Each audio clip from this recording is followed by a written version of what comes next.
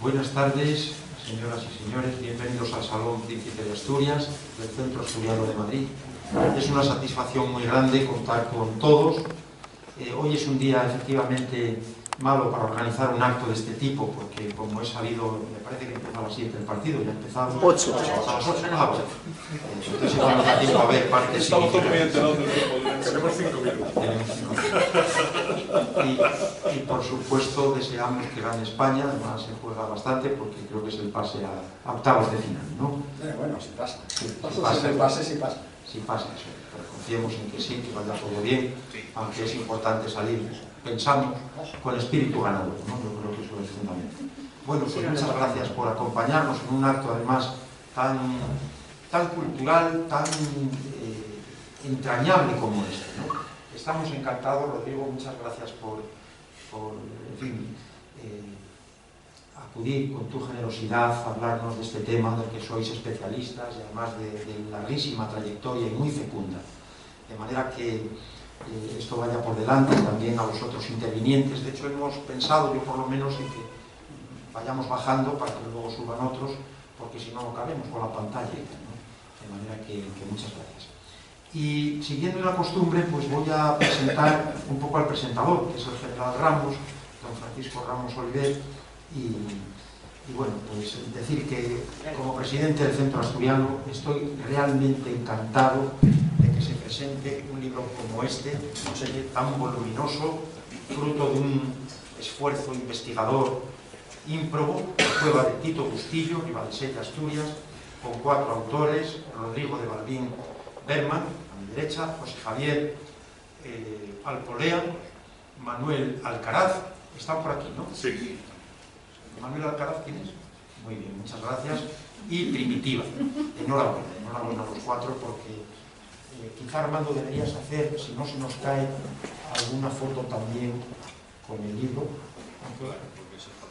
Porque es el protagonista, efectivamente, y además con todo merecimiento, porque un trabajo así no se improvisa y necesitamos investigaciones de este calibre, de manera que nuestra enhorabuena, además, publicado con el patrocinio del Gobierno del Principado de Asturias. Pues voy a presentar, como digo, al presentador. Don Francisco Ramos Oliver, asturiano adoptivo en Madrid, una persona muy querida en esta casa, un amigo de la casa ya desde hace muchos años, desde los tiempos de nuestro anterior presidente, don Cosme Sordo, que en paz descanse, y amigo personal. General de división y es director del Instituto de Historia y Cultura Militar. Estuvo muchos años en el acuartelamiento Cabo Noval, en Asturias. Lo que le lleva a decir que él es asturiano, efectivamente, aunque no de nacimiento, y por si fuera poco, pues como acabo de mencionar, le hemos otorgado ese título con todo cariño y todo merecimiento de asturiano adoptivo. Ha publicado numerosos artículos en revistas especializadas, ha participado también en muchos artículos de tipo preguntas-respuestas sobre temas militares, tanto actuales como históricos, y es un experto en el militar español PRI, en el general PRI. En 2012, el general Oliver dejó su puesto de director del Instituto de Historia y Cultura Militar en una despedida oficial que se realizó en Melilla y presidida por el presidente de la ciudad autónoma de Melilla, Juan José Imbroda, delegado de gobierno Abdelmalik El Barcani y el comandante general de Melilla, general de división Álvaro de la Peña Cuesta. El general Ramos ha expresado en varias entrevistas cómo pues, los recortes que ha habido en España allá por la crisis de 2008, pues de alguna manera también han afectado al ejército. Y esto nos llama un poco a la responsabilidad, a ver en qué gastamos el dinero, porque tuvimos aquí en el mes de, creo que fue en octubre, a primeros de octubre, un acto extraordinario con el general Alejandre también, y se discutió este tema, y efectivamente parece que no son tiempos como para que nos echemos a dormir y en fin, andemos pues de alguna manera preparando en este tipo de gastos tan necesarios. Está en contra de que se considere que el ejército es algo arcaico. Por supuesto, él ha atendido mucho también a lo que es la renovación de los ejércitos desde una visión estratégica e internacional, fruto de su experiencia, y defiende, eso sí, que hay unos valores inmutables, naturalmente adaptados a las circunstancias de nuestros días, pero no por ello dejan de ser unos valores perennes y que todos debemos promover.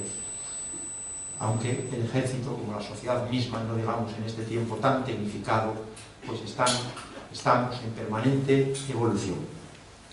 Es un firme defensor de la soberanía española, en concreto también sobre el Peñón de Gibraltar, y desde su destino en el regimiento Asturias 31, pues tuvo mucha vinculación con nuestro centro, como ya digo, desde hace décadas, y ha colaborado en infinidad de actividades culturales, en conferencias, en mesas redondas, como en presentaciones de libros, el último también aquel del general Alejandro y ahora este de Tito Bustillo, sobre la cueva, y siempre lo ha hecho fenomenal cuando se le ha solicitado y con un gran nivel, de manera que estamos encantados, y yo por mi parte, para no demorar más el acto, pues le cedo la palabra, no sin antes agradecer a los autores y por supuesto a Rodrigo, que es manzana de oro, nuestro más preciado galardón, y a todos ustedes, a todos vosotros, la presencia en este salón, en vuestra casa. Muchas gracias.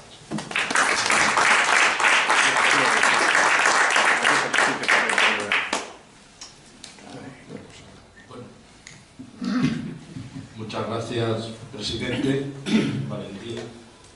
Y una vez más, vuelvo a repetir lo mismo que digo siempre cuando vengo a esta casa, que al final me voy de aquí no reconociéndome a mí mismo, no sé de quién han presentado.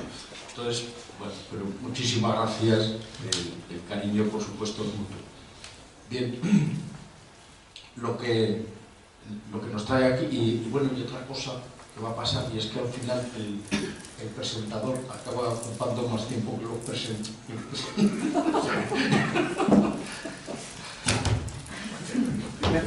Bien. Sí, yo creo que tumbado Bueno, pues entonces nos hemos...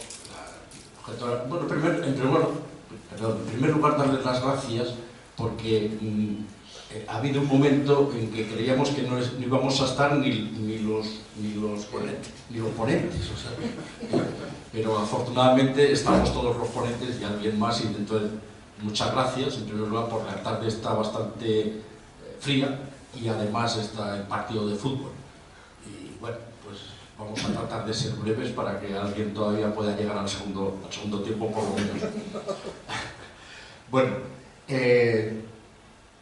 yo recuerdo, o sea, tuve el privilegio de ver la cueva precisamente guiado por Rodrigo, o fuimos guiados por Rodrigo, y tuve ese enorme privilegio de ver esa cueva, y que la verdad es que es una auténtica maravilla. Yo no soy un experto, evidentemente, en el arte paleolítico, pero bueno, alguna cosa uno sabe, y me pareció, desde luego, Rodrigo dice que es la segunda o tercera mejor cueva del mundo, y probablemente yo esté de acuerdo con ello.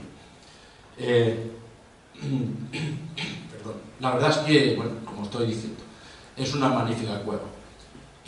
Ahora los autores de este libro, extraordinario libro, que nos lo contarán con todo detalle, la gestación del libro y lo que es esa cueva, pues mucho mejor que lo pueda hacer yo, evidentemente. Yo he leído, el libro me lo he leído 2 veces, y con asombro por parte de Rodrigo, dice, ¿cómo que has sido capaz de leerte esto 2 veces? Digo, sí, he sido capaz de leérmelo 2 veces, porque la primera vez no me enteré de muchas cosas. Entonces llegué a las conclusiones finales, a las reflexiones finales, y entonces dije, vale, ahora ya sé dónde, y entonces volví otra vez al principio, y ya fui entendiendo y comprendiendo más. Es un magnífico libro, es un trabajo extraordinario. Desde luego, merece la pena, sí, con una edición además muy cuidada y fantástico el libro. Yo lo invito a que sea leído, porque no se trata de un libro que se lea, y hay que leerlo, porque se aprende mucho y se da uno cuenta del riquísimo patrimonio que tenemos en España y en Asturias concretamente. Bien, no quiero extenderme mucho más y ya van a ser los propios autores los que digan. Pero sí quiero contar una anécdota de esa visita a la cueva. Y es que íbamos con Rodrigo y entonces dice Rodrigo, esto es por primera vez el pie humano va a hollar la cueva, ¿no? Dice, bueno, pero ya antes ha venido el electricista porque está el cable.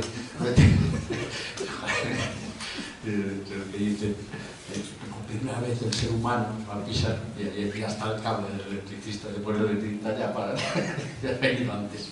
Bueno, fue una broma que estuvo bien. Bien, pues entonces, señoras y señores, yo creo que vamos a empezar ya con la sesión, que es a lo que ustedes han venido y lo que quieren escuchar. Y entonces, por favor, pues invito a José Javier Alcolea González, que es profesor titular de la Universidad de Alcalá y experto en arte prehistórico, pues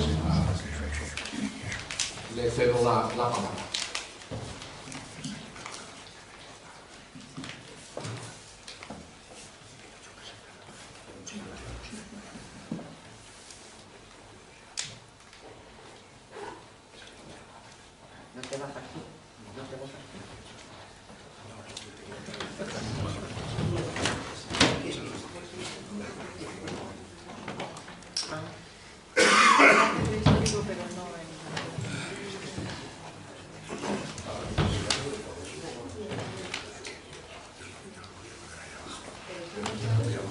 Sí.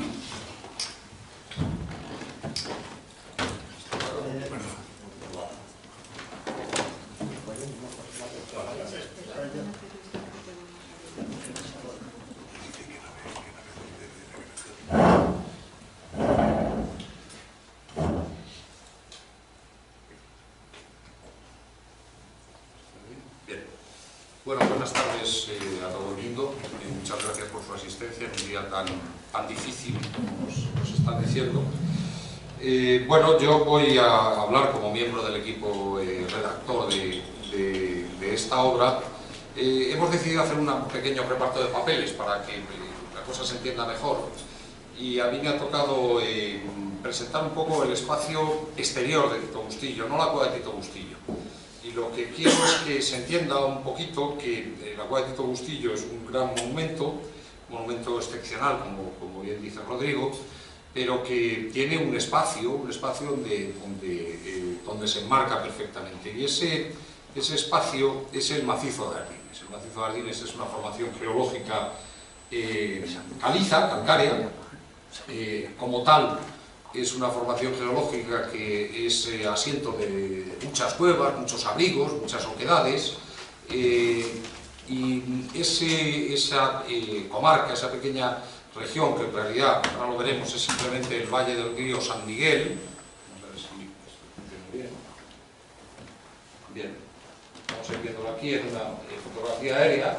El macizo de Ardines en realidad ocupa prácticamente toda esta área que estoy señalando con el puntero. Es una gran formación caliza, como digo. Por el medio de este valle discurre el río San Miguel, que es el que ahora ha dado la cueva de Tito Bustillo y otras más que vamos a ver en esta brevísima presentación. Y lo que quería comentar básicamente es que este espacio, durante el periodo que corresponde o que se corresponde culturalmente con las grafías que vamos a ver y que nos va a mostrar Rodrigo de la cueva de Tito Bustillo, es un espacio habitado, y habitado durante muchísimo tiempo. Yo voy a hablar aquí de una serie de términos técnicos que a lo mejor para la mayoría de la gente no son muy comprensibles, pero que voy a explicar muy rápidamente. En este espacio, que tiene aproximadamente unos 6 kilómetros de longitud, 6-7 kilómetros de longitud, desde hace tiempo se han localizado yacimientos de habitación. Aquí estamos hablando básicamente de yacimientos que se han excavado, según metodología arqueológica, desde hace bastante tiempo. Desde prácticamente después de la Guerra Civil se comenzó la investigación en el macizo de Ardines y hasta ahora. Bueno, pues tenemos al menos 4 yacimientos mayores, hay muchos más, más pequeñitos, pero mayores, que encierran en sus estratigrafías secuencias que nos llevan desde el principio del Paleolítico Superior, hace 35.000 años, lo que ponemos aquí como con el nombre auriñaciense, hasta el final, hasta el magdaleniense. que terminaría hace aproximadamente 11.000, 12.000 años.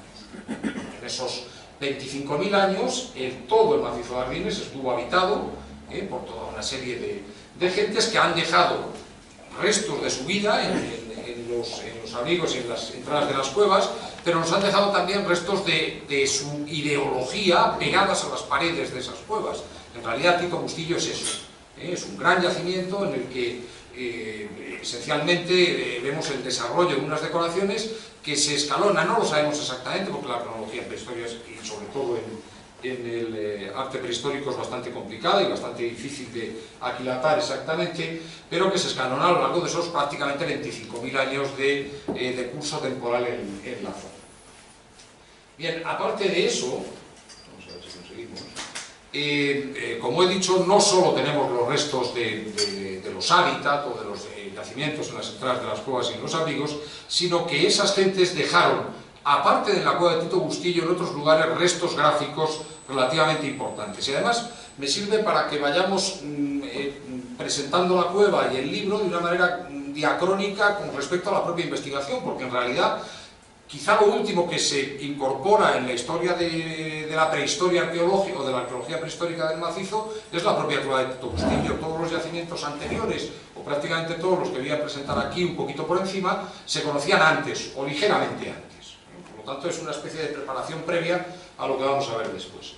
Bueno, en realidad, en otra visión del macizo, en este caso en una visión más sagital, menos perpendicular, vemos el valle del río San Miguel. Aquí se observa muy bien, perfectamente, cuál es la morfología del valle. Tiene dos pequeñas vertientes, es un valle ciego, el río viene por aquí y al final desemboca directamente en Ribadesella, en el Sella, pero atravesando en la parte más espesa de ese macizo kárstico y creando en realidad ahí en la dolina de Ardines un sistema de cuevas muy espectacular y muy amplio, que en realidad tiene aproximadamente 3 pisos de desarrollo. El piso superior sería la cueva de la Lloseta, que es una cueva que ahora veremos que se conoce antes de Tito Bustillo. En ese piso superior también, aunque es un poquito complicado explicarlo, estaría la Cuevona, y en un piso inferior se encuentra la cueva de Tito Bustillo, que se descubrió un poquito después y que se incorporó después a las investigaciones. Bueno, junto a esas cuevas que están en la parte final del macizo y que son el resultado del tránsito del río San Miguel hacia su desembocadura, justo antes, aproximadamente unos 3 kilómetros, se encuentra la cueva de Les Pedroses, que también se conocía de antes y que tiene manifestaciones gráficas. Es decir, no solo hay un poblamiento amplio desarrollado a lo largo de mucho tiempo, sino que esos pobladores han dejado restos de grafías a lo largo de todo el macizo. Bueno, vamos a ver un poco unos cuantos ejemplos. En realidad lo que conocemos hoy en día de estas cuevas, de Les Pedroses, la Lloseta, la Cuevona menos, pero fundamentalmente Les Pedroses y la Lloseta, es un poco una especie de aperitivo de lo que se conoce en Tito Bustillo. Es en un nivel menor, cuantitativamente, prácticamente está representado en las mismas épocas. En realidad lo que ocurre es que durante todo el Paleolítico Superior se decoraron las cuevas y lo que conocemos es el resto de esa decoración prácticamente continua. La cueva de Les Pedroses está en el Carmen, es una cueva pequeñita, no es una cueva muy grande como la Lloseta o Tito Bustillo, está cerca de la localidad del Carmen. Ha tenido bastantes investigaciones, las primeras del profesor Jordá en los años 1975 y 76, posteriormente nosotros intervenimos en unas prospecciones, incorporamos algunas figuras, pero en realidad tampoco hicimos un estudio detallado de la cueva, y por último tenemos una publicación más reciente de Alberto Martínez Villa de 2018.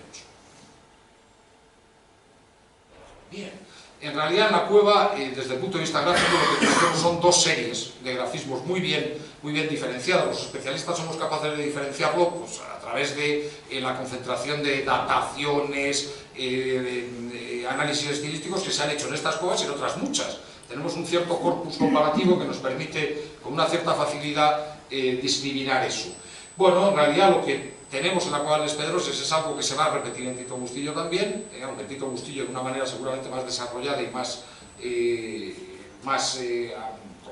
evidentemente a una escala mucho mayor, que es unas grafías premagdalenienses anteriores aproximadamente al 16.000 o 17.000 antes del presente.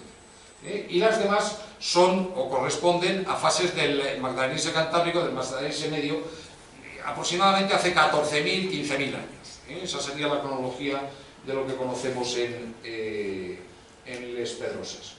Bueno, en realidad lo que conocemos del conjunto antiguo es lo típico, que se desarrolla no solo en Ardines, no solo en Tito Bustillo, sino también en el resto de la cornisa cantábrica. Se trata de series pintadas normalmente en rojo, que incorporan formas como estas cercanas a las manos, aunque no es exactamente una mano en positivo.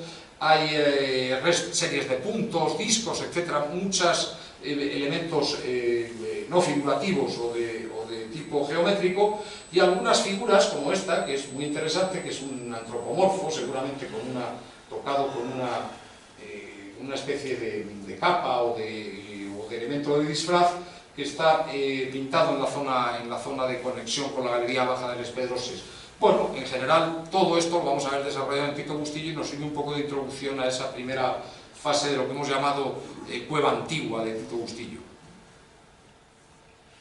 El conjunto magdaleniense es más conocido, en realidad es un conjunto bastante modesto desde el punto de vista cuantitativo.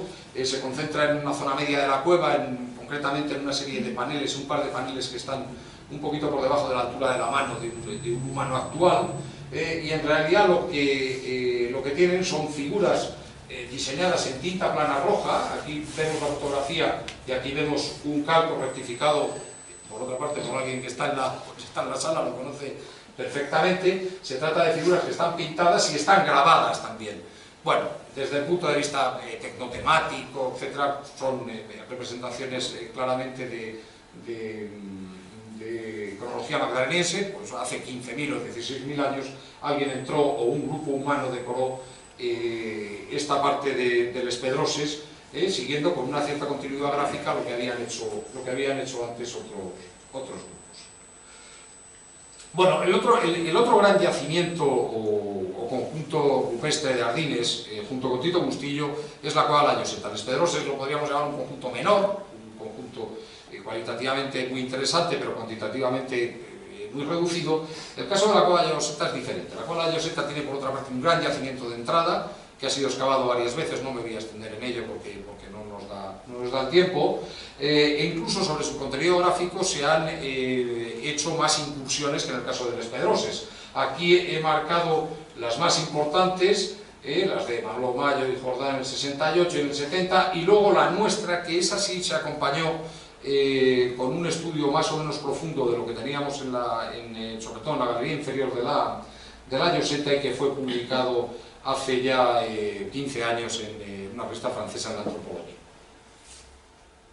Bueno, para hacer una recapitulación muy rápida de lo que es la Lloseta en realidad tiene dos pisos. El conjunto exterior estaría aquí, no sé si se ve muy bien. Aquí es donde se encuentra, por otra parte, el yacimiento exterior de época magdaleniense, que ha sido excavado en varias ocasiones, y posteriormente hay un piso inferior, que tiene un desarrollo bastante largo, de más de 500 metros, que ya es una cueva de unas respetables dimensiones. Piso inferior que en realidad en esta parte conecta directamente a través de una sima con la cueva de Tito Bustillo. En realidad, aunque es el piso inferior de la Lloseta, supone un piso superior al de Tito Bustillo. Seguramente existe una cierta complementariedad entre las dos cuevas, sobre todo en cuanto a sus decoraciones de época antigua. Vamos a verlo ahora. Bueno, se conocían pinturas al fondo, se conocían algunas pinturas que no se habían detallado mucho en las publicaciones que teníamos hasta el momento, y nosotros procedimos a una documentación más o menos exhaustiva de toda la cueva, consiguiendo aislar todos estos conjuntos, que son 11 conjuntos, y multiplicando por mucho el inventario gráfico de la cueva. Lo más interesante básicamente está en la galería inferior, donde en realidad lo que hemos encontrado es una fase muy general de arte premagdaleniense anterior al 15.000, muy interesante, muy paralelizable por otra parte con lo que nos va a mostrar Rodrigo de Tito Bustillo, y algunos elementos un poquito más modernos, pero fundamentales premagdalenienses. Bueno, la fase arcaica está formada básicamente por elementos no figurativos, paneles como este, que están formados con dobles digitaciones, lo que nosotros llamamos trazos pareados, decoración de estalagmitas y estalactitas con color rojo, a veces seguramente siguiendo algún tipo de reminiscencia fálica o sexual, cosa que es típica también en los elementos antiguos en el arte paleolítico. Cuando digo antiguos digo anteriores al magdaleniense también, anteriores al 20.000. Pero también tenemos algún elemento, bueno, hay signos, algunos como este signo, que es lo que nosotros llamamos un claviforme clásico cantábrico, que antes se entendían como de cronología reciente, pero que hoy en día, a través de un programa de dataciones que llevamos desarrollando desde hace tiempo, sabemos que son muy antiguos, que en realidad son de cronología inicial del Paleolítico Superior. Todo eso conforma evidentemente un conjunto muy interesante, con pocos elementos figurativos, pero que nos remite a los inicios del Paleolítico Superior. Aparte de eso, existen algunos animales grabados, algunos de ellos muy singulares, como este peculiar mamut pintado en rojo. Estas serían las defensas. Esta es la parte delantera, la jiba y una pata trasera a la carrera. Sería muy difícil, y Rodrigo lo va a comentar mejor después. Hay determinados tipos de fauna que son muy propios del principio del Paleolítico Superior, aunque luego vuelven a resurgir al final, y uno de ellos es el mamut, que por otra parte es un animal bastante poco representado en la cornisa cantábrica. Por lo tanto, la Lloseta nos propone algún elemento bastante excepcional. Hay una fase media en la cueva que en realidad está formada por elementos figurativos colocados directamente sobre el pozo de comunicación con la cueva de Tito Bustillo, lo cual es un elemento enormemente significativo. Es decir, cuando uno se pone delante de este caballo, si avanza, se cae a Tito Bustillo directamente por una sima. Es decir, se han colocado las figuras directamente en un lugar enormemente significativo topográficamente. Seguramente los paleolíticos conocían perfectamente esa comunicación, y en realidad posiblemente las dos cuevas funcionaron en algún momento como un espacio único. Bueno, lo que tenemos son animales como estos caballos que tenemos aquí, alguna cabra. Las figuras son están un poquito más desarrolladas, o son más legibles que las en la fase aquella. Tenemos una fase avanzada que es bastante poco importante en la Lloseta, seguramente porque en ese espacio que componen las dos cuevas, esa fase avanzada es enormemente importante en Tito Bustillo, y este lugar pasa a ser más secundario, que tiene elementos pues, como los que vemos aquí, normalmente pintados en negro, como este bisonte, esta silueta de bisonte o esta cabra. Son figuras muy deterioradas, y en la Lloseta hay problemas de conservación, algunos debidos a la edad de las representaciones y otros debidos pues, fundamentalmente al descuido que ha podido tener la cueva en años anteriores. Bueno, para terminar tendríamos la Cuevona. No quiero extenderme más, pues ya me he extendido demasiado. La Cuevona es una gran cueva, como su propio nombre indica, evidentemente. No es una galería, es una enorme sala. En esa sala hay restos de habitación. En la entrada de esa gran cueva se encontraron algunos restos que hoy en día entendemos como también de principios del Paleolítico Superior. Es un conjunto de grabados profundos, exteriores, no figurativos, que normalmente se han relacionado con los inicios del Paleolítico Superior, hace 30.000, 35.000 años. Tampoco podemos establecer directamente esa cronología, pero conocemos también algunos restos gráficos de menor importancia que el Espedrosis y la Lloseta, porque pueden ser descritos como manchas rojas cerca de las zonas de habitación, o incluso como algunos elementos figurativos, como estas dos son muy difíciles de ver, siluetas de ciervo. Esto es un cuarto trasero, llegan hasta aquí arriba, y este cuarto trasero en la parte final de la galería. Bueno, yo termino ya directamente, porque en realidad lo único que quería era plantear una visión general de lo que es el macizo de Ardines, decir que ese macizo de Ardines es un espacio habitado durante muchísimo tiempo, y que esa habitación lleva consigo también la decoración de otros espacios que no son necesariamente el del Tito Bustillo. Muchas gracias.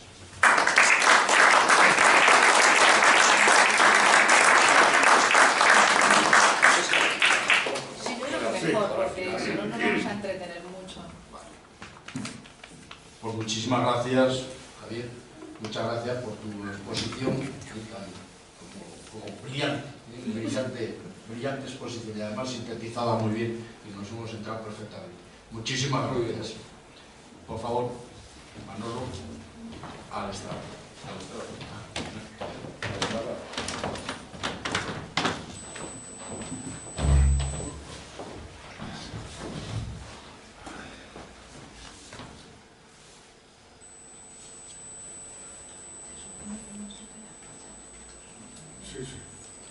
Bueno, mientras prepara la presentación, Manuel Alcaraz Castaño, profesor titular interino de la Universidad de Alcalá, es especialista en la transición del Paleolítico Medio al Paleolítico Superior y es director de un programa de investigación financiado por la Unión Europea. Muy bien, muchas gracias por la amable presentación, muchas gracias a todo el mundo por su asistencia.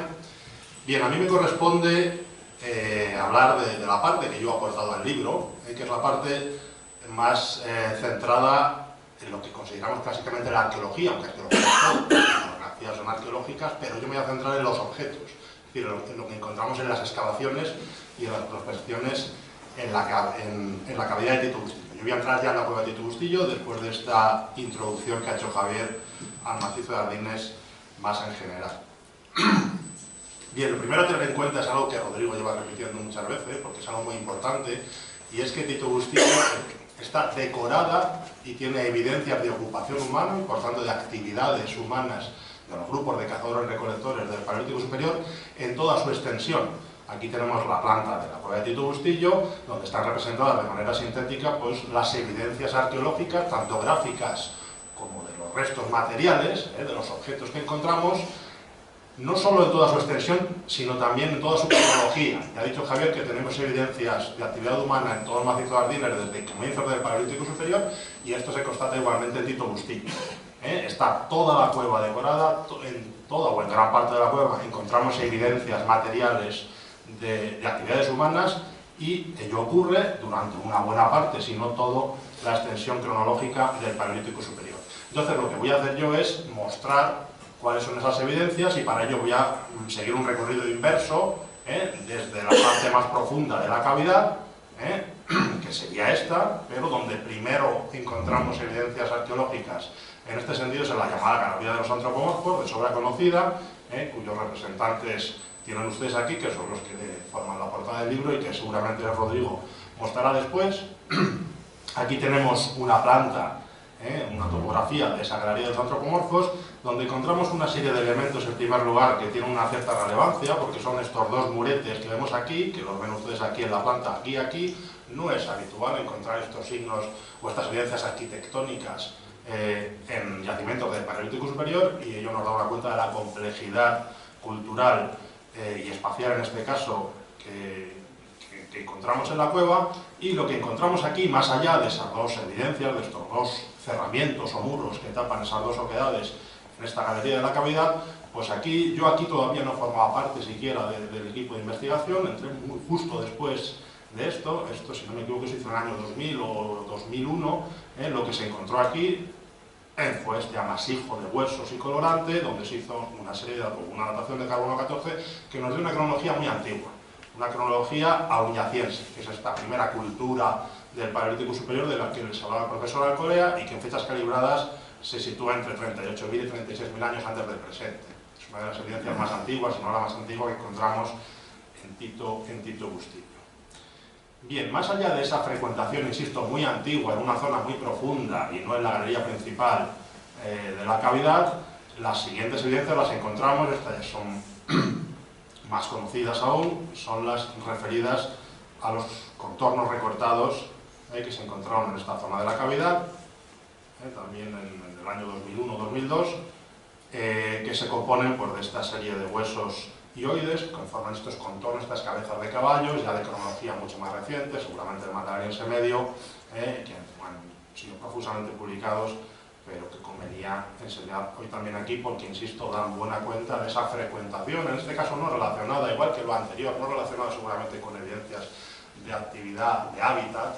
Evidentemente esto, al igual que gran parte de las grafías, pues tiene un componente simbólico, es un conjunto seguramente ritual, votivo, que se compone únicamente de lo que están viendo ustedes aquí, en esta repisa en la galería, en una parte lateral de la galería de la cueva. Bien, por ir centrándonos ya en la parte fundamental, por eso he ido un poquito rápido por estas zonas más interiores de la cavidad, llegando al panel principal, encontramos también, más allá del propio panel, que insisto, se enseñará el profesor Balbín después, en los años 70 y en los años 80 se hicieron excavaciones en esta zona, donde ven ustedes aquí el panel principal de la cavidad, y se encontraron también evidencias básicamente centradas en los restos de actividad gráfica. Es decir, esto no es aunque sí tiene un cierto componente habitacional, hay algunos hogares y algunas evidencias que nos indican que no solo se entró a esta sala para grabar, pero básicamente, para grabar y pintar evidentemente, pero básicamente el tipo de yacimiento que encontramos en esta zona bajo el panel principal es un yacimiento muy centrado o muy relacionado con las actividades gráficas, como dan buena cuenta por la gran cantidad de buriles, que son los instrumentos de piedra más claramente relacionables con las actividades gráficas, básicamente con el grabado de las paredes, restos de colorante, etc. Todo esto se hizo en los años 70 y 80. Hay dataciones radiocarbónicas en esta zona que nos sitúan en un contexto del Magdaleniense medio superior. Estas dataciones son antiguas y por lo tanto hoy en día seguramente habría que matizarlas un poquito, pero en general son coherentes con el resto de elementos o de dataciones más recientes que tenemos para otras zonas. Sin embargo, las evidencias fundamentales, materiales, de excavaciones arqueológicas no se encuentran en este panel principal, sino que se encuentran ya en lo que hoy en día llamamos área de estancia. Lo que hasta hace no mucho se entendió como ya la entrada de la cueva, hoy sabemos que eso no es exactamente así, estamos muy cerca de la entrada, pero todavía no es la entrada de la cavidad. Aquí tienen ustedes la fotografía, en términos gráficos se llama el conjunto 11, en toda esta área de estancia, pues se hicieron excavaciones en los años 70 y 80 por parte de García Linea y Moure más adelante. Aquí la tienen ustedes señaladas en la topografía de la cavidad. Toda esta área fueron las excavaciones que, insisto, se comenzaron a realizar en los años 70. Este sondeíto que ven ustedes aquí, y luego ya Alfonso Moure en los años 80 o finales de los 70 y principios de los 80 excavó hasta 12 metros cuadrados. Esto es, insisto, la planimetría, la planta, como si lo viéramos desde arriba, una visión cenital de todas las áreas excavadas, donde se encontraron algunas cuestiones interesantes. Aquí ven ustedes la estratigrafía, es decir, los distintos niveles uno encima de otro que corresponden a las distintas ocupaciones, en principio todas ellas relacionadas con el Magdaleniense, es decir, con el final del Paleolítico Superior. Y si volvemos a la planta, lo que vemos aquí es básicamente un enlosado con una serie de hogares. Estas zonas negras son zonas de hogares, es decir, zonas de fuegos. Por lo tanto, lo que estamos documentando aquí es un gran yacimiento de habitación. Hoy sabemos que no tan exterior como se creía, pero muy cerca de la entrada, pero no es un yacimiento exterior, que denota ya una cierta complejidad en lo que se refiere a la organización del espacio, debido, insisto, a los enlosados, a estos hogares que se documentan aquí, y en lo que se refiere a los objetos, a la cultura material que aparece, pues tenemos aquí arpones, espátulas, objetos con decoraciones típicamente magdaleniense medio superior, como denotan también las dataciones. Bueno, aquí tienen ustedes dibujos antiguos de raspadores, buriles, es decir, los útiles básicamente relacionados con las actividades domésticas. En este caso hay más raspadores que lo que había en el contexto anterior, aunque los buriles siguen dominando. Y en términos cronológicos, las dataciones que se tienen para estos niveles, hay una cierta controversia con algunas discrepancias estratigráficas, pero de nuevo nos sitúan en un contexto de magdaleniense medio superior, como en el caso del panel principal. Bien, yo quería mostrar aquí algo que tienen ustedes de forma burbuja en el libro, que la mayoría ya conocerán, pues algunos de los elementos de arte mueble, como esta placa grabada, este bastón de mando que tienen ustedes aquí en fotografía y en dibujos recientes del profesor Alcolea, que acaba de intervenir, la Venus de Tito Bustillo, la famosa cabra, que de nuevo tienen ustedes en un dibujo reciente, aquí en fotografía. Y para ir terminando, todavía no canten mi historia, todavía quedan 5 minutos, quería acabar de forma holgada todavía con lo que de la mano del profesor Balbín, del profesor Balbín Alcolea, más contribuimos nosotros en lo que se refiere a las excavaciones en la cavidad, que es este pequeño sondeíto que tienen ustedes aquí, que es lo que llamamos catocobina, que se hizo con el objetivo de sondear hasta qué punto el yacimiento de habitación pues se prolongaba por el resto de la sala. y sobre él les voy a hablar enseguida. Aquí tienen ustedes una fotografía de los primeros años. Aquí yo mismo ya comencé a participar porque, insisto, hasta entonces yo era un simple estudiante, aquí seguía siendo un simple estudiante, pero ya un poquito más avezado, y como les digo, aquí lo que se hizo es simplemente un sondeo de 2 metros cuadrados en una zona cerca de una cuevina, de ahí se le llamó, una humedad que entra por ahí, y como cabía esperar, pues simplemente limpiando el suelo de la cavidad, pues se encontró lo que a todas luces parecía el propio yacimiento excavado por Moure y compañía en los años 80, que como hipotetizábamos se extendía por toda la gran sala de la cavidad. Aquí tienen ustedes una imagen, esto de aquí a aquí tienen 1 metro, y ven la cantidad de material arqueológico, de restos de fauna, de restos de huesos, de herbívoros, de restos de marisco, como veremos enseguida, industrias líticas, etc. Otra imagen, insisto, estos son 2 metros cuadrados, una imagen un poquito más en detalle para que vean el tipo de material arqueológico que aparece, patela vulgata, es decir, restos de lapas, conchas, etc., placas decoradas, los restos de fauna consumidos, es decir, es un típico yacimiento paleolítico. Ahora vemos que en esta zona de la cavidad seguramente no estemos hablando de un yacimiento estrictamente de habitación, sino que lo que estamos excavando aquí es algo que por otra parte es relativamente habitual, ya no solo en el paleolítico y la prehistoria, sino en general, y es estrictamente un basurero. Es una zona donde han arrojado de forma sistemática bolsadas y bolsadas de material de desechos, que es lo que nosotros al final acabamos excavando. Y esta es una imagen de la misma excavación, un poquito en un estado más avanzado, donde ya se empezaba a adivinar lo que probablemente es un suelo. Toda esta zona roja que ven ustedes aquí seguramente es un suelo teñido de ocre, relacionado pues, con actividades seguramente de limpieza, etcétera, y donde se adivina perfectamente, sobre todo en toda esta zona. Yo estoy señalando, pero no ven ustedes la flecha que yo sí veo. Ven ustedes aquí el contacto perfectamente discernible entre lo que es el suelo que está debajo y una bolsada, seguramente en una pequeña fosa, que denota, insisto, este contraste tan marcado. Todo esto serían las propias bolsadas, la propia basura que se deposita sobre esta zona, insisto, que es lo que llamamos un suelo de ocupación teñido de ese ocre. Bien, la excavación la paramos ahí, seguramente si siguiéramos hubiéramos documentado más cuestiones relacionadas con esa ocupación, pero ahí quedó la cosa. Bien, aquí lo que ven ustedes es simplemente una animación de cómo la excavación arqueológica va progresando a lo largo de las capas que nosotros vamos bajando una detrás de otra, y ven cómo la densidad de materiales, insisto, industrias líticas, es decir, piedras talladas, restos de fauna, algunos elementos de de arte mueble que vamos a ver enseguida aparecen mezclados con estos restos de basura, lo cual denota también algo que lo que Rodrigo siempre ha hecho mucho hincapié, y es que los elementos, en este caso de arte mueble, de grafías mobiliarias que encontramos, pues no estarían sino relacionados con las propias actividades cotidianas, hasta tal punto que los arrojaban en el mismo sitio donde estaban arrojando los restos de fauna, los restos de comida, etc. Cuando ya dejaban de cumplir su función, pues acababan terminando en el mismo sitio que terminaban el resto de cosas. Bien, aquí las dataciones que tenemos, seguramente un poquito más precisas que las anteriores, porque están hechas más recientemente, nos sitúan ya en contextos del Materialiense superior hace unos 14.000 años.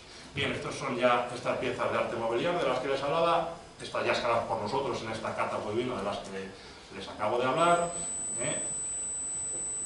También elementos de industria ósea, como este fragmento de azagaya, con de base monobiselada, este elemento de potoarpón o un arpón en proceso de fabricación, más seguramente. Elementos de industria lítica, es decir, son las piezas, las rocas talladas, en este caso los núcleos a partir de los cuales se extraían los soportes que luego se configuran pues, para realizar raspadores, buriles, las puntas para la caza, etc. Todo esto sale de este tipo de elementos, de sílex y de cuarcita. Estos ya son los utensilios, estos son los raspadores que he mencionado en más de una ocasión, y estos son buriles, es decir, elementos relacionados con las actividades cotidianas que hacía esta gente. Esto es una propuesta del mangue de este tipo de elementos, para que vean ustedes que lo que encontramos nosotros es simplemente la piedra tallada, pero que muy probablemente esto estaba enmangado en un mango de madera, con unas tripas y unas resinas, para ser utilizado seguramente para el trabajo de las pieles. pero el elemento que más compone el conjunto arqueológico de estos niveles son lo que llamamos laminitas o hojitas de dorso, que fíjense ustedes son muy pequeñitas. Esta pieza, por ejemplo, no tiene más de 1 centímetro y nosotros ponemos aquí agrandadas para verlas mejor, y en este caso, para entender estas cuestiones, que para nosotros es muy evidente, pero que mucha gente no entiende qué narices pintaban estas laminitas tan pequeñitas aquí que aparecen por cientos, pues bien, el uso más probable de estos elementos es para conformar estos elementos de proyectil. Estos son astas de ciervo trabajadas, y sobre ellas se insertan estas laminitas una por una, muy parecido a los trillos que seguramente ustedes conocen para trillar, y en este caso pues para crear estas armas mortíferas con estas laminitas, que son las que luego nosotros encontramos en los yacimientos. ¿Por qué me he centrado tanto en diferenciar lo que había en esta zona que nosotros excavamos con respecto a esta zona más central? Pues porque lo que estamos constatando nosotros con esta diferenciación de lo que encontramos en una zona y en otra, en un espacio tan grande, es lo que nosotros llamamos una jerarquización del espacio. Es decir, es una forma compleja de establecerse sobre esta zona de la cavidad, que nos indica que los cazadores-recolectores que habitaban aquí no simplemente se dejaban caer por allí, sino que tenían una organización de la misma manera que nosotros tenemos nuestra cocina, nuestro salón, etcétera. Pues aquí tenemos una zona central más centrada en la actividad de la vida cotidiana, una zona un poquito más marginal espacialmente, relacionada pues con estas tareas de echadizos, de basurero, etcétera.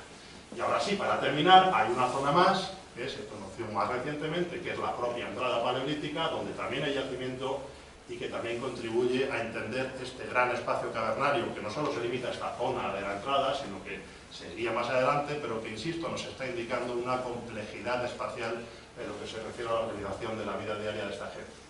Ese vestíbulo, como digo, es el correspondiente a la Borrocera, en esta cavidad que encontró Julio Sarasola, y que tiene ese recorrido, y bajo una gran colada estalagmítica, una formación caliza de unos 60 centímetros, aquí lo vemos un poquito mejor, esto se tuvo que bajar con radial 60 centímetros hacia abajo. Bajo ellos se encontraron ya niveles fértiles. Esto que vemos aquí, hay dataciones, la colada estalagmítica, que nos sitúan a finales, o a comienzos, mejor dicho, del Holoceno. Esto lo que nos está indicando es que lo que hay aquí es seguramente ya paleolítico superior final, mandariense final, sino quizá hasta Apiliense. Esto se tuvo que quedar aquí, pero nos indica que el yacimiento no solo estaba en esa zona interior, a su vez dividida en varios espacios, sino que también lo tenemos en la propia boca de la cueva, como por otra parte era normal.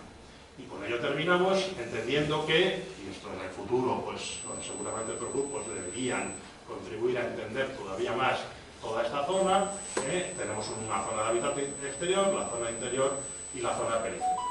Esta complejidad de la estructuración del espacio, unida a lo fundamental de la cueva, que es su gran riqueza y complejidad, de su repertorio gráfico mueble, y la abundancia de recursos alimenticios que sabemos que existía en esta época, permite caracterizar a Tito Bustillo como lo que en la literatura antropológica se conoce como sitio de agregación.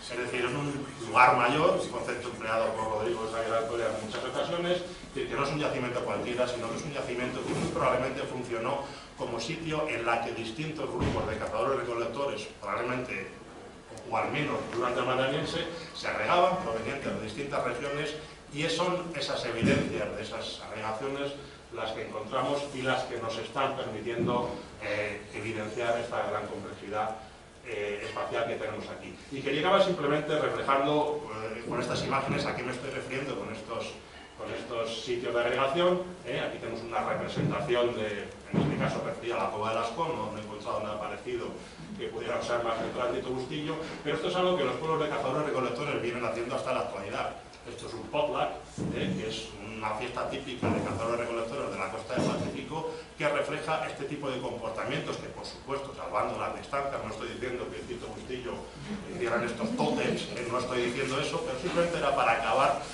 para que entendieran ustedes de qué estamos hablando. Tito Bustillo no es un yacimiento cualquiera, sino que es un yacimiento que funcionó como un lugar mayor, un sitio de agregación durante el Mandariense, y por tanto me parecía que estos elementos reflejaban de alguna manera esa relevancia cultural. Y eso es todo. Muchas gracias.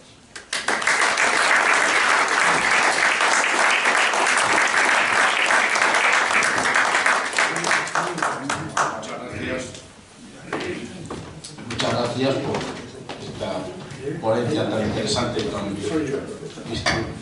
Muchas gracias.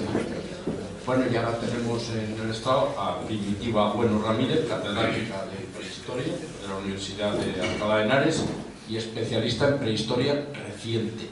Lo de reciente deja de tener su gracia. Es para que se vea que soy más joven. Te escuchamos. Bien, a mí me toca hacer una pequeña presentación de un aspecto que es muy poco común en todos los lugares decorados que conocemos, no solo en la península ibérica, sino en el resto de Europa. El profesor Alcaraz decía... Sí, es que claro, yo soy un poco más bajita.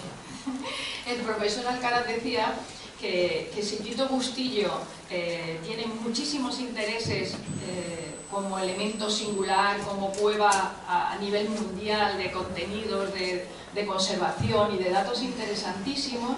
Tiene uno sobre todo, y es que sabemos que había mucha gente, que reunió a mucha gente.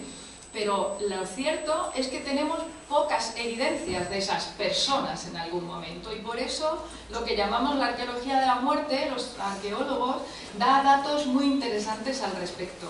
En Tito Bustillo hay al menos dos evidencias de carácter funerario, una en la Lloseta, que es el cráneo que estamos viendo aquí en este momento, que se localizó en un área de la Lloseta, probablemente montado sobre costras de la propia cueva, y quizá, como otros cráneos que conocemos en el Cantábrico, como los que tenemos ahí marcados del Castillo y la Pasiega, como un elemento exprofeso de ritualidad en torno a la muerte, donde se selecciona el cráneo de determinados individuos. No sabemos su ajuar, sabemos muy poco más, pero como ahora tenemos muchísimas maneras de acercarnos al pasado, sabemos, por ejemplo, su cronología, que estaría ya al final de las ocupaciones de la cueva en torno a 12.000 años antes de ahora, y justamente en este momento, no tenemos los datos todavía, se está procediendo a un estudio de ADN del que esperamos muchísimos datos interesantes, sobre todo por algunos de los que vamos a comentar, aunque sea brevemente, sobre esto. Yo he pasado, pero esto no ha pasado. ¿Qué tiene que pasar para que...? Vamos a ver. Sí, porque se pasa aquí a lo mejor, y yo estoy pasando en otro sitio, con el ratón. Sí, yo con esta tecla, pero a mí no me hace caso. Pasa de mí completamente. Bueno, debe ser que se ha desconectado la proyección. No lo sé. Tiene manía. Funcionó todo hasta que llovió. Hasta que llovió de ella. Sí, porque se ha bloqueado. Ahí. Bueno, pero tenía que pasar con el otro igual. O sea, simplemente es que se bloqueó, yo creo, ¿no? O se ha vuelto a bloquear. Me encanta. El ratón sí funciona. Bueno. Sí, con el ratón. Bueno, en fin, como decía, en el resto inicial de la Lloseta tenemos la seguridad de esa cronología, y tenemos a la entrada de la cueva otro resto, otro individuo enterrado, del que queda parte de sus huesos, que está enterrado, o sea, con una costra caliza espectacular. Ahí vemos cómo estaba flexionado, un tipo que estaba flexionado, quedan aún los restos del cráneo abajo, y lo más interesante es que este individuo está muy cerca de la zona de estancia, es decir, donde vivía la gente habitualmente, por un lado, y por otro, yo sigo pasando como si fuera otro, por otro lado, nos habla o nos repite una situación, primero, muy poco común en el resto de Europa, por su cronología. Estamos hablando aproximadamente de unos 8 o 9.000 años antes de ahora, y segundo, que se repite también en Asturias, en la misma cuenca del Sella. Es el resto de la cueva de los Azules, que está también a la entrada de la cueva y muy cerca de la zona de estancia, con una cronología muy similar. La diferencia es que los Azules sí tiene algunos elementos de ajuar, cantos pintados de colores, que es algo que conocemos muy bien en el resto de Europa. En la misma cronología, a algunos individuos se les entierra con cantos de piedra pintada en lo que llamamos la cultura aciliense. En la península ibérica, como digo, hay poquísimos restos de este tipo que sean comparables y que tengan esa cronología, quizá por una cuestión de conservación.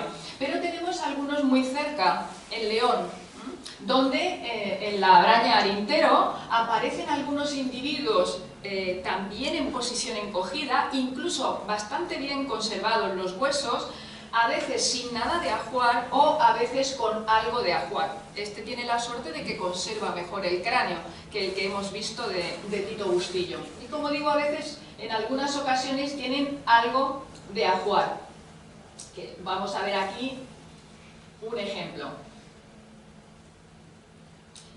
Pero lo que más nos interesa, o lo que queríamos destacar en este momento, es que los trabajos de ADN que se están llevando a cabo en algunos restos del Paleolítico Superior Europeo y sobre todo del Epipaleolítico están abriéndonos una puerta muy diferente a cómo entender la relación, las formas de relación de estos grupos humanos.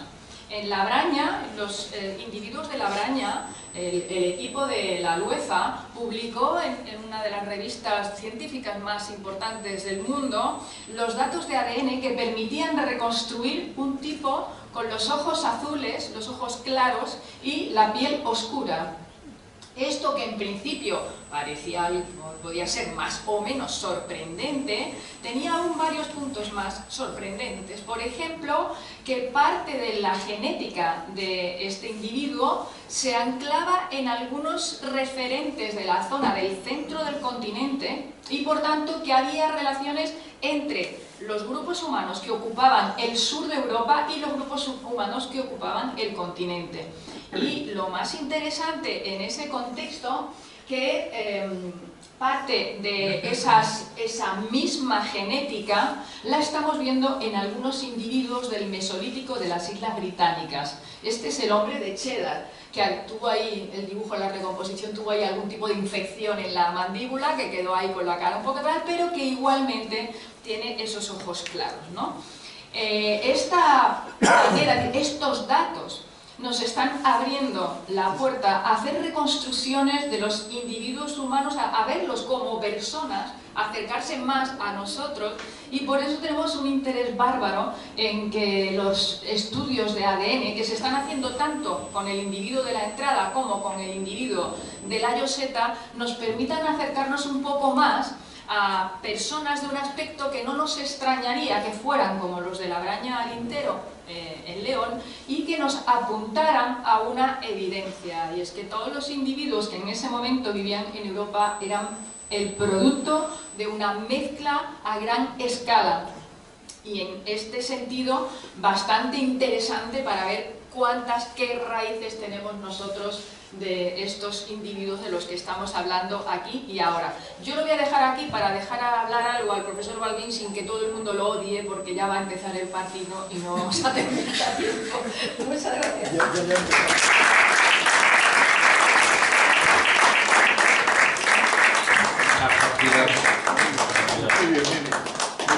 Muy bien, ha sido muy interesante, la verdad. Muchas gracias. Y bueno, ya tenemos ahora a Rodrigo Balbín Bermán, profesor emérito de la Universidad de Alcalá y especialista en arte prehistórico. Rodrigo, te escuchamos con verdadero interés.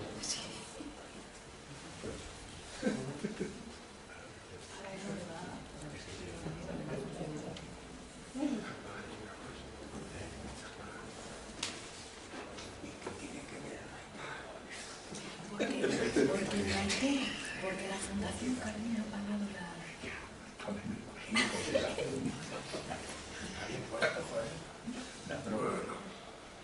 Ahí se ve fragmentado, ¿no? Yo me alegro porque en el mío se veía fatal, o sea que... No sea mala.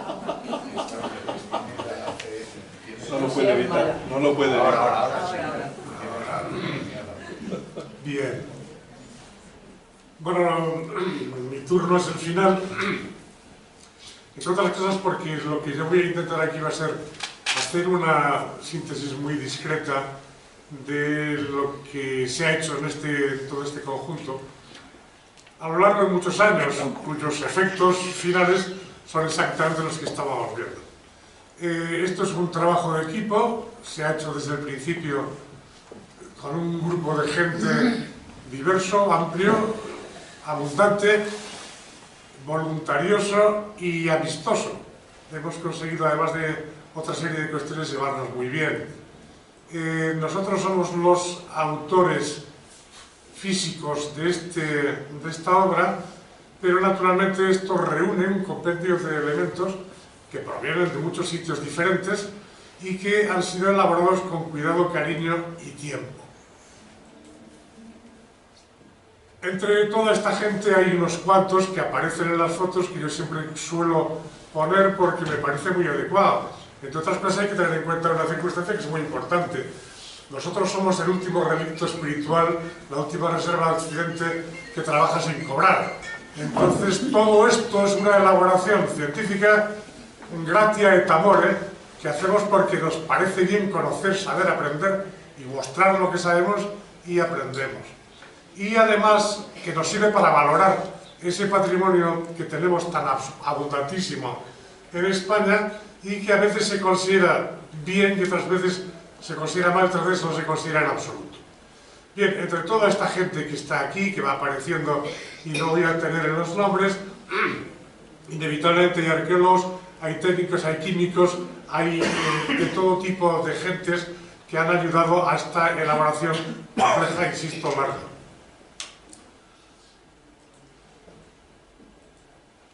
Empezamos en 1974, quiere decir que ya llovió, con otras ideas inevitablemente. Hay que tener en cuenta una cosa que parece importante decir. Lo que hemos aprendido de este trabajo lo hemos aprendido nosotros, de aquello que hicimos nosotros. Nadie nos lo enseñó. ¿Por qué? Porque la elaboración de este tipo de metodologías es compleja y se ha ido adaptando a los tiempos también. Hemos ido aprendiendo muchísimo y hemos partido de un punto que era cercano al cero, no exactamente el cero porque habíamos tenido antecedentes históricos de investigadores que habían hecho cosas muy buenas con otra metodología y con otra sistemática. Lo que hemos hecho aquí partía de otros conceptos y de otras realidades. En cualquier caso, en 1974 no sabíamos lo que ahora, ni pretendíamos lo que ahora, inevitablemente, porque no teníamos conocimiento suficiente para hacerlo. La elaboración de estos trabajos nos ha enseñado suficientemente. Estas son fotos arcaicas también, de como en 1974, estábamos aquí, este que está aquí soy yo, no sé si se ven las flechas, y ese es Alfonso Moure, y este es el equipín que teníamos entonces, que era pequeño y también pasional. A partir de 1998, con Javier Alcolea, que ya nos ha hablado de ello, comenzamos otra visión de las cosas en la cual también aprendimos, pero que pretendía conocer lo que significaba todo el macizo de Ardines y lo que significaba el poblamiento de la desembocadura del Sella y del contacto con el mar. En una unidad cultural que propone la presencia humana, probablemente en más de 12 cuevas habitadas en el sitio, tanto en el macizo de Ardines como en los aledaños y al otro lado de la ría de Ribadesella, a lo largo de más de 30.000 años. El hecho de que durante 30.000 años se practique una población, un poblamiento en un mismo espacio, significa que ese espacio tiene una condición especial, que vale para algo, que permite que un conjunto humano se desarrolle tanto tiempo a partir de la utilización y de la extracción de elementos naturales que permiten su subsistencia y su continuidad. Es decir, es un valor, es un sitio con un valor especial.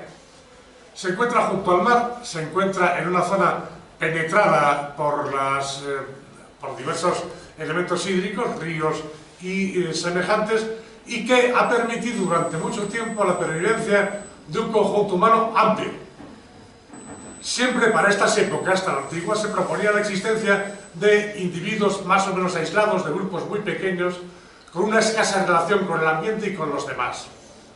Aquí y en otros cuantos sitios, pero aquí de modo expreso y en esto estamos, lo que se advierte es un conjunto humano largo, amplio y duradero. En la cueva de Tito Bustillo y en el espacio de la entrada, aproximada de la entrada, del conjunto 11 que llamamos, pudo reunirse un conjunto humano de más de 100 personas de manera relativamente habitual. Estamos hablando, por tanto, de conjuntos humanos organizados, numéricamente importantes, para el momento muy importantes, y desde luego con un concepto social, con una organización y con unos principios de actuación que no son los que se estaban diciendo hasta ese momento. Hemos hecho todo lo que hemos podido para comprender esta realidad a partir de los sistemas técnicos más o menos complejos, siempre dentro del criterio arqueológico, porque nosotros hacemos historia.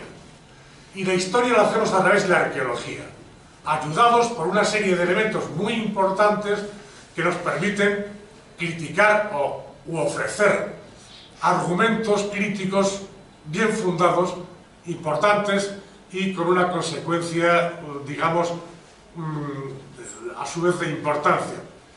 Tenemos más análisis probablemente que en ninguna de las otras cuevas en Europa. Los análisis de los colorantes nos sirven para saber qué había y cómo se hacían las pinturas, cómo se seleccionaban, para qué, por tanto, valía este sistema de comunicación, puesto que a fin de cuentas lo que nosotros conocemos es nada más que un sistema de comunicación.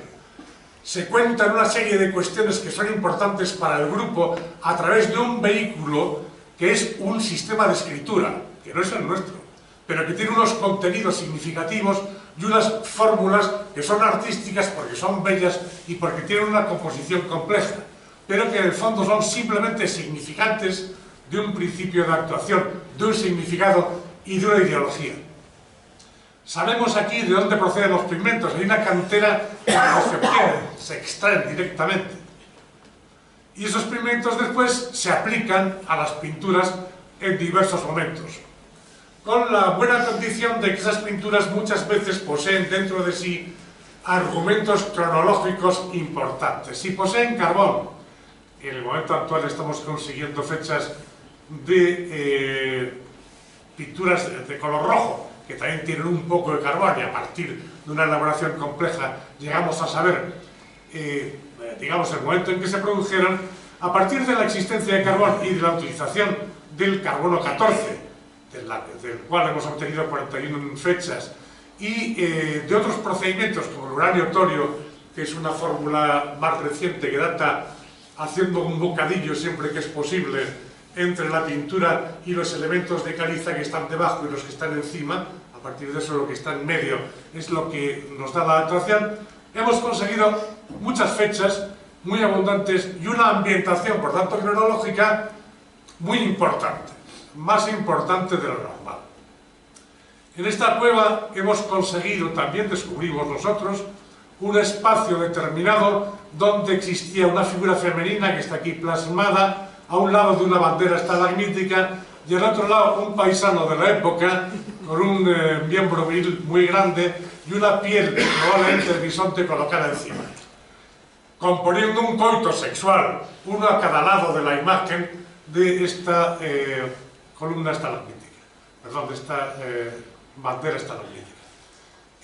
Haciendo una escena que es inhabitual en la prehistoria europea, pero que es más o menos habitual dentro de Ribadesella, donde la preocupación o la intención, y creo que no la obsesión por el sexo, era importante, porque los elementos sexuales que ahí aparecen son muy abundantes, más de lo normal. Aquí hemos conseguido directamente, a partir del procedimiento uranio-torio, unas fechas que van entre 30.000 y 36.000 años antes del presente, del principio del Paleolítico Superior, del inicio de la grafía paleolítica, al menos si no se admite que venga de antes, cosa que ahora está en discusión y que probablemente es así. Pero en cualquier caso lo que se admite como el principio exacto de la actividad gráfica, artística, de un grupo que era exactamente como nosotros. Una composición sexual única. Hemos encontrado 450 figuras a lo largo de toda la cueva. lo cual hace que Tito Bustillo sea de las cuevas mejor dotadas gráficamente del mundo, no solamente por cantidad sino también por calidad, pero la calidad también es importante, la cantidad, perdón, también es importante. Y hemos conocido desde el principio muchas cosas nuevas. Por ejemplo, por poner un ejemplo solamente, en el año 81 nosotros publicamos, yo estaba en esa publicación, 91 figuras en el panel principal, cuyo desarrollo gráfico está aquí plasmado en la imagen superior. Y nosotros en el momento actual hemos publicado 192, es decir, hemos ofrecido más del doble. ¿Éramos más tontos entonces? No. Teníamos otros procedimientos de trabajo y probablemente seamos más tontos ahora porque somos más viejos. Pero en cualquier caso hemos encontrado más cosas porque hemos trabajado más profunda y abundantemente. Hemos excavado, ya se ha contado aquí, el auténtico vestíbulo de entrada de la cueva, que nos ofrece una calidad nueva de conocimiento de este lugar. Esto es una colada estalagmítica de 70 centímetros de profundidad que excavamos con dolor y sufrimiento. Esa colada es horizontal, pero la cueva está caída, es un bloque caído del bloque principal de Ardines. Y por tanto, esa cueva no es horizontal. Lo que es horizontal es ese sedimento calizo que ahí se produjo, lo cual indica que ha tapado completamente toda la sedimentación paleolítica. Y entonces sabemos que aquí debajo, intacta, está toda la secuencia, en fin, esperamos, deseamos, porque no lo sabemos, que esté la secuencia completa del poblamiento de Tito Bustillo, porque a fin de cuentas lo que se excavó antes y lo que hemos excavado nosotros más al interior solo nos ofrece la visión de la última parte de ese poblamiento. Y la anterior no la hemos tenido documentada. Confiamos en que ciertamente aquí precisamente esté y espero que se excave en el futuro y que yo pueda asistir a esas excavaciones de cuerpo presente o insepulto. Hemos excavado en diversos lugares, aquí se ha contado ya, no voy a profundizar en ello, pero hemos intentado documentar precisamente todo el comportamiento que podíamos encontrar a lo largo de este desarrollo de la cueva tan largo y tan intenso. Estas son las excavaciones de las que ya se ha hablado, y estos son algunos de nuestros elementos, los elementos móviles, muebles, los objetos, que se hacían y se tiraban. Aquí hay una cabeza de caballo con un relieve correspondiente al ojo, la mandíbula marcada, pero es un fragmento, está roto. Y acá abajo hay una cabeza de cabra muy bien marcada, con incluso una especie de bofe a continuación, y los cuernos marcados, etc. Sobre un objeto pequeño, muy poco importante bajo el punto de vista material, un trozo de hueso sin cualificar, que después de hacerse se ha tirado, se ha roto y se ha tirado. Hace muchos años, el conde de Buen, que tenía unas cuevas que le pertenecían y que se han conservado muy bien, porque solo entraban en ella los amigos, hizo la propuesta de que aquello eran cuadernos de apuntes. Es decir, ahí se hacía algo que después valía para hacerlo mejor y más grande en las paredes. Es una visión posible. Desde luego, estas imágenes que para nosotros son tan impactantes y tan deliciosas, de tanta capacidad gráfica, para ellos tenían un valor muy escaso. En la época de las excavaciones de Alfonso Moura se encontraron otros objetos que ya se han puesto aquí y que yo simplemente señalo. Y también hemos excavado, también se ha señalado aquí, la excavación, se ha excavado una presencia humana de un individuo que en principio pensamos que podía ser del Paleolítico y ciertamente no lo era, sino que es posterior. Lo cual no le quita absolutamente ningún valor, incluso ni le da alguno. Porque nosotros al principio, en 1974, pensábamos que esta cueva había dejado de ser utilizada y había clausurado a partir del Paleolítico Superior, donde además ahora mismo conocemos que hubo unos derrumbes de la cueva que impidieron en parte su ocupación. Sin embargo, ahora sabemos que esto se produjo después y que por tanto la entrada en la cueva, la presencia en la misma, la utilización, el valor simbólico de este interior siguió siendo importante a lo largo del tiempo después de que los fríos del Paleolítico se acabaron. Hemos publicado 43 trabajos científicos sobre la cueva antes de este libro. Hemos estado publicando continuamente, actualizando nuestro conocimiento y dándolo a conocer. En trabajos científicos y no tan científicos, más divulgativos. en la revista Asturias, hicimos una exposición, hemos publicado un congreso, es decir, hemos realizado toda la actividad posible en un equipo pequeño pero intensivo que se ha venido produciendo y sucediendo a lo largo del tiempo en esta cueva que creo sinceramente que es uno de los tesoros más importantes que tenemos en España, desde luego en Asturias, pero en la totalidad española también, y al mismo tiempo en Europa. Tengamos en cuenta que hay muy pocas cuevas que se puedan comparar a la cueva de Tito Bustillo en calidad, extensión, cantidad, trabajos, etc. Porque aquí lo que está ofrecido es un libro de una totalidad, de un estudio y de un contenido importantísimo, y este libro como tal no está presente, que yo sepa, en ninguna de las otras cuevas conocidas en Europa, con esta totalidad de datos y con esta actualización de los mismos. Por lo tanto, bajo ese punto de vista, somos un poquitín pioneros, yo desde luego por mi edad, y a fin de cuentas se podría decir que casi esta obra es un libro póstumo. No en vano me llamo Rodrigo y puedo hasta ganar después del mundo. Hemos llegado hasta aquí con un trabajo largo, complejo, dedicado y por otra parte divertido. La ciencia es divertida, esto no es un sacrificio, lo que hacemos lo hacemos con gusto y lo pasamos muy bien.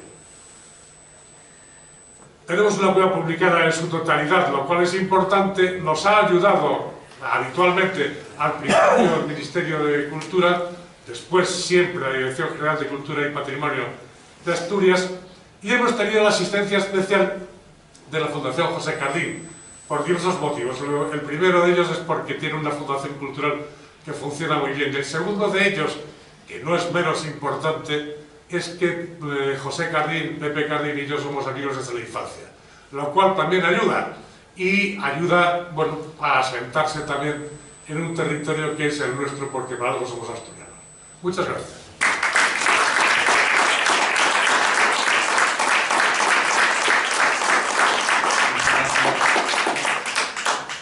Muchas gracias, Rodrigo. Muchísimas gracias.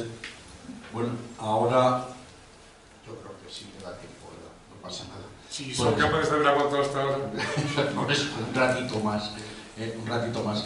Y yo creo que el tema es lo suficientemente interesante como para que abrir un coloquio, para si alguien quiere hacer alguna pregunta o exponer algo que crea que puede ser interesante en relación con lo que se acaba de exponer aquí tan estupendamente. Nosotros somos perfectamente capaces de ampliar sus dudas. Sí, por favor, presidente. Bueno, no es una pregunta, es un agradecimiento y una felicitación, porque realmente nos ha parecido un trabajo extraordinario y aunque somos ignorantes en esta temática, agradecemos muchísimo la exposición tan clara de los 4 intervinientes y desde luego pues tenemos que felicitar una obra de este calibre, de esta magnitud, porque nos parece que realmente lo merece y ojalá que bueno, se considere como tal en el extranjero y por supuesto en España, ¿no? De manera que nuestra felicitación, nuestra enhorabuena y a seguir investigando, porque entendemos por lo que se ha expuesto que efectivamente el pasado pues es siempre maravilloso, pero hay muchas cosas por seguir descubriendo. De manera que enhorabuena. Muchas gracias, presidente. Sí. Adelante. Una cosa, la profesora Bueno y tú también habéis hablado de una población importante en la zona del Valle de Ardines, ¿no? Pero los estudios demográficos siempre dan resultados de, no sé si en toda España había, en esa época en Magdalena había 20.000 personas en toda España y cosas de eso. Entonces, por fin, cuando has dado el dato de las 100, en torno a grupos de 100 personas, que es muy numeroso comparado con los grupos de las tribus de cazadores que quedan en el planeta, que son muy pocas, sí me parece un grupo muy numeroso. Y respecto a eso, ¿en qué se basan los estudios demográficos de la época? La necesidad de excavar en extensión es absolutamente fundamental. Tenemos muchas herramientas y en realidad lo que hacemos es observar los sitios ocupados. Cuando hay un sitio ocupado que posee un potencial especial, por ejemplo, por la presencia de muchas cuevas habitadas al mismo tiempo, inevitablemente se puede decir que ese grupo está poblado, perdón, que ese conjunto está poblado. En el caso de Tito Bustillo, además, pues sabemos una sala de aproximadamente 50 por 50 metros, donde sabemos que se ha estado haciendo cosas habitualmente. Y donde hay una pared donde se pintan cosas hasta 35 metros de altura. Eso es para que la gente lo vea inevitablemente y para que, digamos, para que se puedan hacer actividades comunes. En Europa no hay muchos sitios que tengan una concentración espacial que permita este tipo de actividades. Pero tenemos Wünsdorf, tenemos Kostienki y en el País Vasco, bueno, pues tenemos toda la ría Urdaibai y su yacimiento fundamental, donde existen elementos de referencia. El castillo es otro de ellos. El castillo, sí. Es decir, no hay muchos, pero sí hay unos cuantos que permiten decir que hay una concentración humana suficiente. Y una agregación. Y una agregación. Y el principio de agregación, como tú muy bien sabes, propuso hace mucho tiempo Manuel Conqui, es un principio cultural importantísimo. Y lo que hace es cambiar un poco nuestra perspectiva sobre el comportamiento de esta gente. Pero tenemos otras conductas que nos permiten afirmar eso. Por ejemplo, tenemos elementos de tipo europeo y de comparación europea, centroeuropea inmediata, de los cuales ya ha hablado, por ejemplo, Mimi en su momento. Sí. Tenemos un contacto con el Pirineo a través de la plataforma costera llana a lo largo de todo el Cantábrico, absolutamente continuo. Tenemos una serie de elementos que se producen al mismo tiempo o de manera muy parecida en toda Europa. Y sabemos que en sitios como Wünsdorf hay materiales y gentes que vienen de la cuenca de París por un lado y de la cuenca del Vístula por el otro, y se reúnen en el Rin para establecer contactos y probablemente intercambios familiares.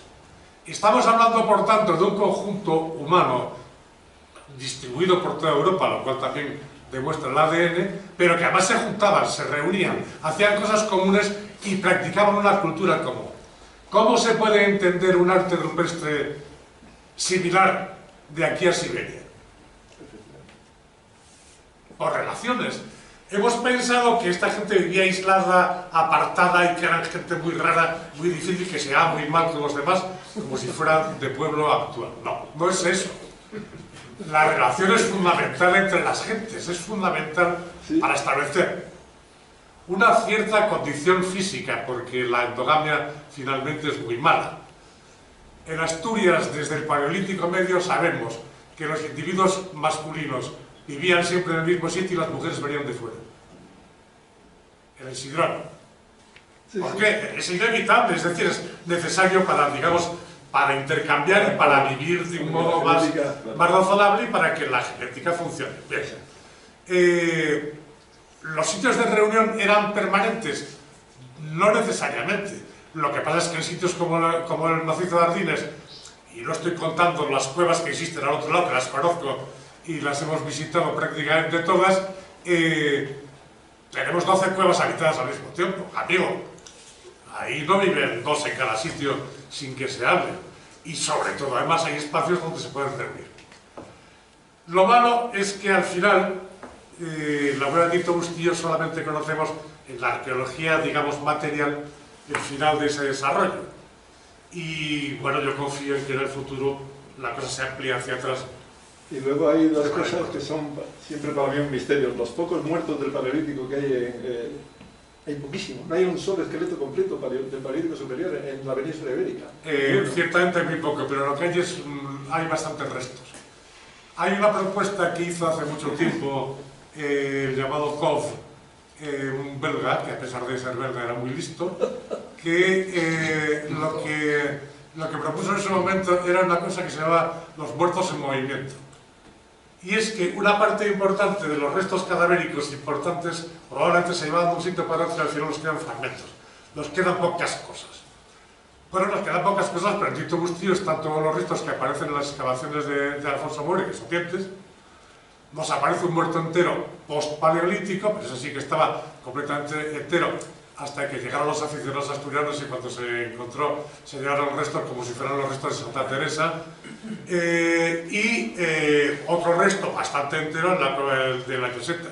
Yo he publicado un artículo de gran profundidad, de un investigador que promete mucho, que soy yo, que habla de los restos humanos existentes en la península ibérica de esa época. Son muy pocos, pero son La Dama indicativos. Roja del Mirón, Son muy pocos. que es secundario además. Bueno, alguno hay. Confiemos en que haya más en el futuro, no lo sé. No hay excavaciones en extensión tampoco, ¿no? Entonces, cuando estas cosas se encuentran por Y casualidad. luego hay una cosa, ¿contempláis cuando estudiáis la zona que el mar estaba mucho más lejos, la costa? 125 metros en profundidad, en la zona de Ribadesella en torno entre 8 y 10 kilómetros más lejos. Por eso, que no estaban en la playa. Hemos hecho una reconstrucción también de esas diferencias que también están en el libro. Creo que es muy interesante. Muy bien, muchas gracias.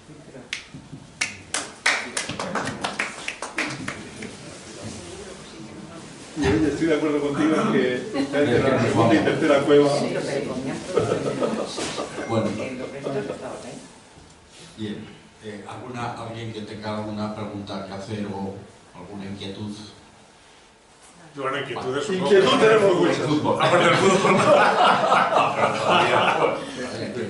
Bueno, entonces yo lo que quiero en primer lugar es dar las gracias al equipo, dar las gracias porque por el privilegio que me han proporcionado de estar aquí en esta mesa y presentarlos, que para mí la verdad ha sido, pues diría que hasta un honor. Y darles entonces las gracias por ello. Y recalcar así, desde el punto de vista de alguien que no está metido en estos